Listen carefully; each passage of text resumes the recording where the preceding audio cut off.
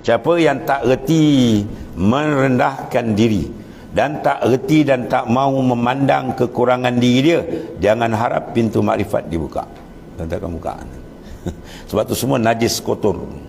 Maka najis macam mana nak berjoin dengan pintu makrifat? Kita akan masuk tentang ni. Satu orang ulama besar, cara dia jatuhkan diri dia, dalam satu majlis, dia ni ulama besar kan, bila buka soalan-soalan, orang soal bertujar-tujar dia jawab selamba kan. Tapi cara dia jawab tu, dia nak jatuhkan nafsu dia. Bila orang soal aja, dia buat buka buku. Soalan jawapan ni ya. Dia pun jawab. Orang soal lagi kan dia buka ni. Habis dia kuliah, rupa kitab dia tu, buku tu tertinggal. Orang tengok apa benda dia. Kosong buku. Apa tu? Dia nak jatuhkan diri dia. Kan aku jawab tak tengok kitab, wah ni handal semua hafal kan. Dia nak cukup, mungkin nafsu dia nak cuit dia, oh engkau hebat. Engkau hebat je baik. Aku buat tengok kitab. Jawapan dia macam ni tuan-tuan. Dia pun tengok rupanya apa benda dia.